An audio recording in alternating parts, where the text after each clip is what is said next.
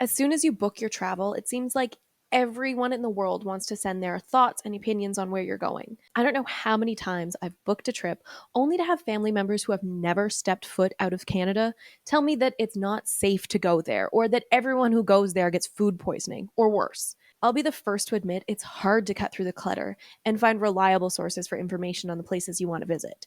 That's why I've put together my 4 favorite ways of learning where I want to travel and how to use them effectively. Hey, you! Welcome to episode 18 of Kayla on the Road, the podcast. I'm your host, Kayla, and if you're new here, welcome. I'm back in my office this week getting ready for a month of rehearsals before Andrew and I hit the road for the end of November and all of December to go visit my family in Winnipeg.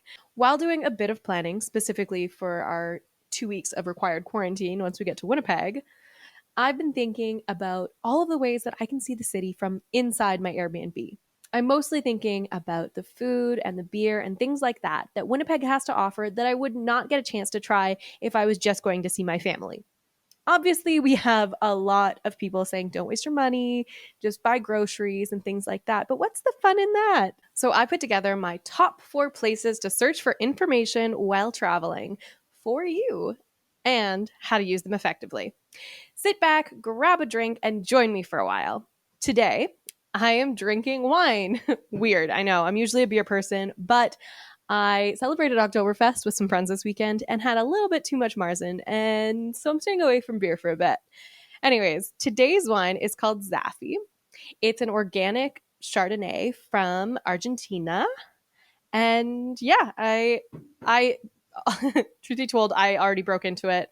Last night was bachelorette night, and I wanted some wine while I drank. Also, I was supposed to record this yesterday. So yeah, cheers, my friend. I'm not a wine connoisseur, but I really like this wine. It's a really interesting Chardonnay because I find it really crisp and smooth, but also very tropical. And I kind of associate that with Sauvignon Blancs most of the time, but this one is really good, this Chardonnay. So anyways, let's get right to it. So, yeah, these are the 4 places that I like to look for information. And the first one on my list, and my favorite place to go when I'm starting to look at where I'm going to next or the possibilities of where I might want to go to next, are blogs and podcasts. I may be a bit biased here, because of the whole podcast thing, but this is actually where I started gathering information when Andrew and I started traveling together way back in the day, years before I started my podcast. A couple of my favorite things about it is that there are a variety of topics and niches that different travel podcasters and bloggers cover. It's not always the same. There are so many different stories out there. Things like couples travel, solo female travel, digital nomad travel, things like that. You can find it all. Every group has a different style of travel, and therefore every blog or podcast that you're going to check is going to be a little bit different. My favorite is Adventurous Kate. She's into solo female traveling and has been doing it for years. So she's kind of an expert. So whenever I look at blogs, I like to look what she has to say. I know that most of the time that I'm traveling as a couple, but as a female, there is a difference when it comes to safety in certain regions. And she is great at covering how to stay safe, how to keep vigilant and things like that, how to prepare beforehand. And I just think that she has a really good perspective on that. One of my favorite couples travel podcasts is called The Traveling Taverners. And I think I've mentioned them on the show before, but basically they're a couple who have jobs back at home. They have a home base, but they travel in the off times whenever they have time off and things like that. And so their perspective on travel comes from the point of view of someone who always comes back home. So I think that their perspective on travel is a little more similar to mine and Andrew's, as opposed to someone who may be on the road full time all year round. I think it's really important with blogs and podcasts to find someone that you really identify with and agree with. If you don't agree with this person or you don't have the same type of lifestyle as this person, then you're going to end up wasting a lot of your time learning about things that you'd never think of doing or enjoy doing. So how do you find someone that you like? Keywords are your best friends. Most travel bloggers and podcasters that I follow or have come across know their niche. So they are really good at working those words into their podcast. Words like solo travel, female travel, couples travel are all great broad starters. But if you want to get more specific, try something like adventure travel or traveling by water or beer tour in name of country or off the beaten path travel, road trip in such and such a country. The list goes on. Another reason why I love blogs and podcasts is because once I know that my travel style matches theirs, they become a great resource for future travels and travel inspiration. And they put giant ideas and goals in my head for where I want to go next. They're also real people, which is great. They may actually answer your questions on things like Instagram and Facebook.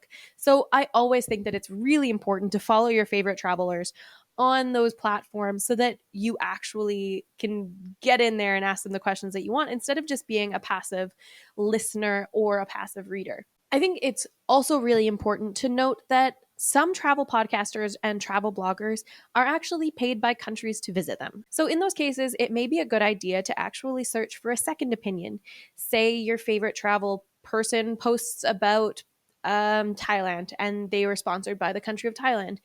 Double check the information that you find really interesting against someone else who may have gone there and may have experienced the same types of things.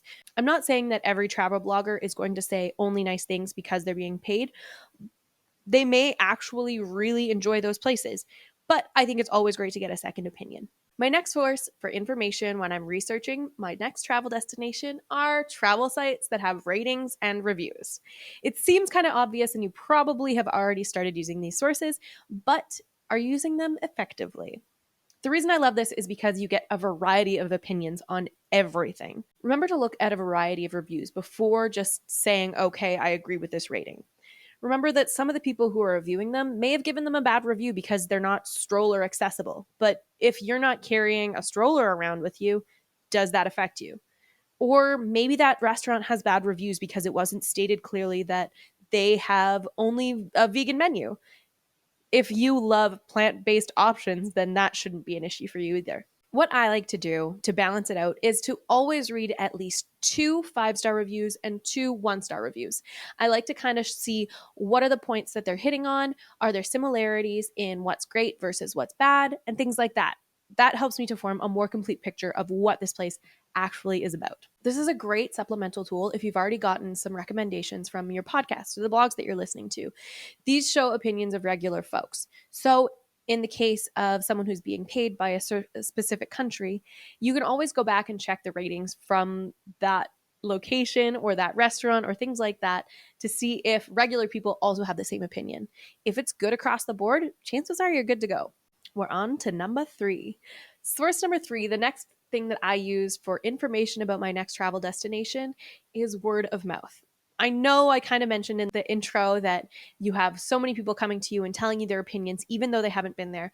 This word of mouth that I'm talking about is word of mouth from people who have actually been there. Your circle is wider than you think. And just mentioning where you're traveling to next to a friend may actually connect you to their cousin who visited a couple years back and loved it, or to the other friend who just came back from there. Posting on Facebook, Instagram, things like that are great to say, hey, what's up? I'm going here. I have this much time. What do you think I should do? Maybe you won't get specific answers, but you may have people tag their friends and say, hey, can you help this person out? The moment that I mentioned that I was going to Thailand, I actually got a bunch of my brother's friends come to me and message me on Facebook and things like that, telling me that they recently attended a wedding there. They gave me advice on the best local beer to drink, which elephant tours were ethical and which ones weren't. And they told me that it was a great place to get tailored suits, which is something that Andrew was really interested in. They even gave me recommendations on which specific places to use if I wanted to get something made. My favorite thing about this is that I know these people, or I'm friends with the people that know these people, which means that it's easier to get a really realistic view of what you're going to encounter there. You're not going to deal with a lot of people either overselling or underselling things. You get real perspectives from people that you know and trust. For me personally, a personal recommendation always carries more weight, especially if it's someone that I know that I am a person that travels like them in the first place. Depending on when they went, it can actually also give you more accurate depictions of what the prices look like or cool spots to go. Maybe new things have come up since some of these travel blogs that you're listening to or travel podcasts and things like that. Whereas a person who just came back from this place is going to have a little bit more perspective on what it is that's still there, what it is that's open, what's cool, what's hot, what's cheap and affordable, things like that. The downside to word of mouth is that sometimes the people who have been recommended to you by friends or family are not interested in the same types of travel that you are. That doesn't mean that they're useless though.